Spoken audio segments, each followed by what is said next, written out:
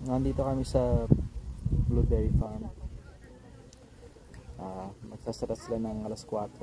Ngayon na 3:30 na, so mabilis na sila. Hindi kasi plano to eh.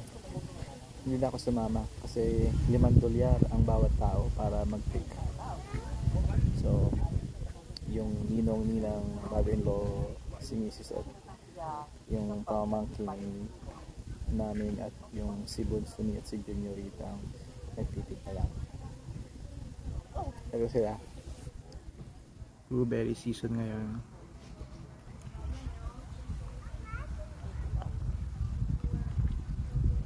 Tapos susunod na yung apple season.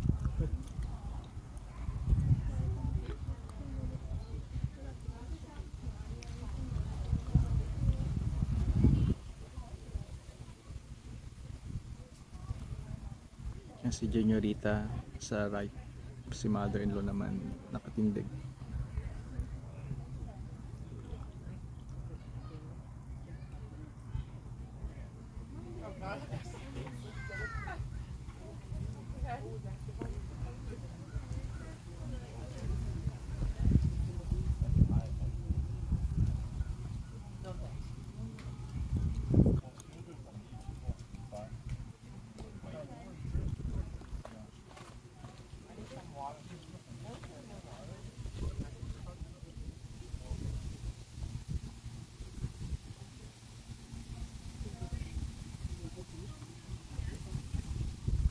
Nagpipik pa rin sila ng blueberries.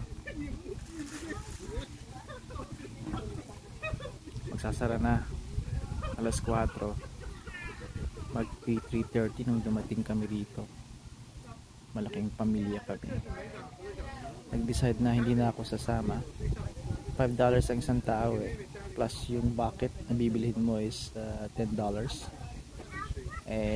Tapos titimbangin pa yung nakukuha ng blueberries. So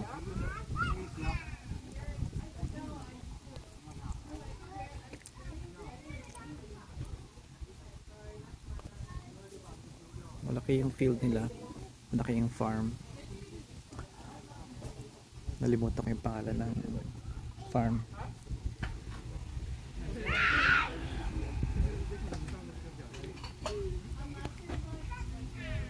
Nasaan sila? There they are.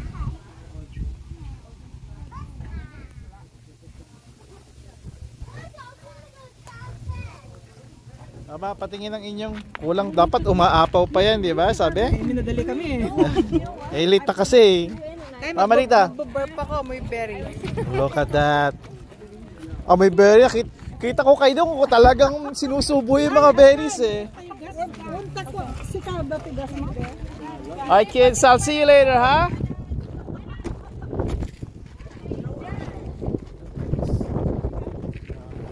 Kaasi naman, hindi ako kasama. $5 nagtipid. Nag-vlog na lang eh. It's a beach. Oh, Valentek. Wicklow? Wicklow? Ah, John Wicklow. L-O-O? L-O-W. Wicklow. Wicklow Beach. I think yung town Wicklow. W-I-C-K-L-O. Very nice. Laging malamig ang lake ng Ontario kahit sa summer. Yep.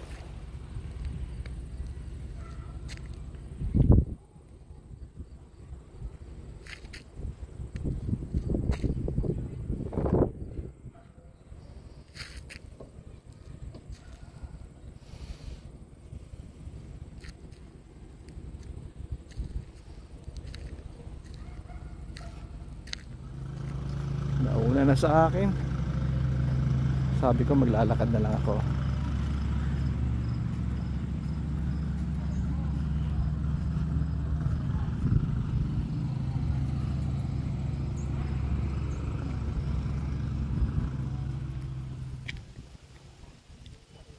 Paakyat uphill. Papakita ko sa inyo yung binebenta na trailer. 100 grand, 120 grand I think. Behind. Pakyat pa. Ito yung 100 grand or 120 grand. I think 100 grand. Oh, expand that. For sale.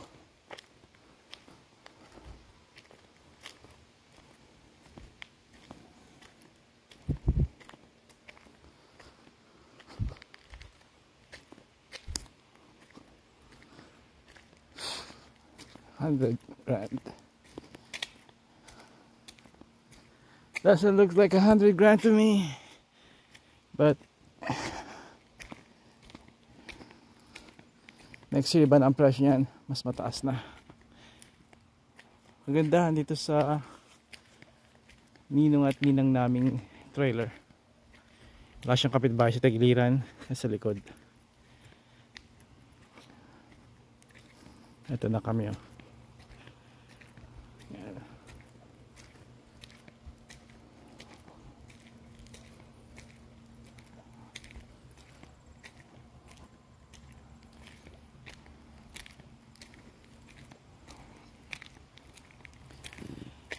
Okay, so bukas na yung alis namin. Nag-stay din kami ng 2 nights, 3 araw. And wala pa sila. Manita. Naglakad na lang ako. Magtatapon sila ng basura. Yung ninong ko, tapos kasama niya yung si Bunsonita, yung pamangkin kong lalaki.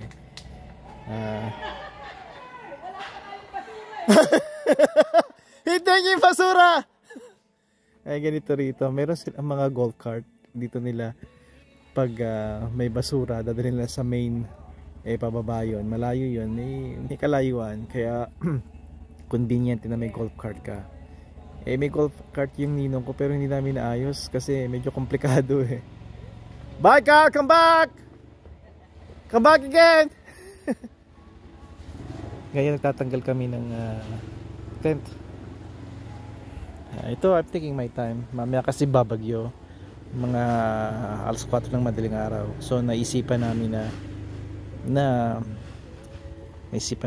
ayusin na lang ito, iligpit para hindi na mabasa, para hindi na ako magsampay pagbalik sa bahay. Sa laki naman ng lugar niya, kasya kaming lahat. Dala lang namin sleeping bags na gagawin namin. Ito sinasabi ko sa inyo na walang tree branch dito, na andun kung saan babagsak siya dito. Kung may iwasan, actually dun pa further to, kung may iwasan, lagi kayong titingin din sa mga sanga bago kayo magkabit ng inyong tent. Hi.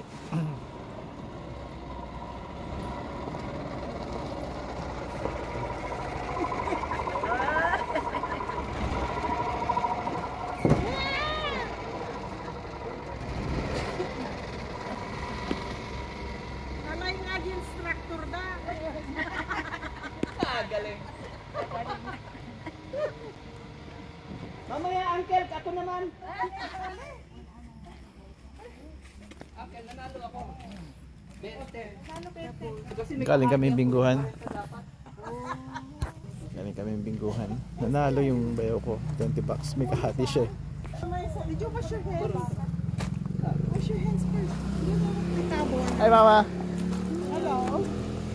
Okay bong. Amalita. Bingo. Na-miss ko yung bonfire yung campfire Sorry, medyo natagalan kami kasi. Sorry, huwag. That's fine. Slowly please. Paano kasi? Tigsasampu yung mga card nila. Ang Ang dami. Maraming tao. Marami. Mga puti. Kami lang ang Pilipino. Ay, tayo pakipatay yung bracelet mo. Mga plaster. Siguro yung mga Pilipino, mga nagtutong-it na sa mga ano nila. Si Mimi ang nag-pick ng 50-50. Mm. Ang na-pick niya pag yung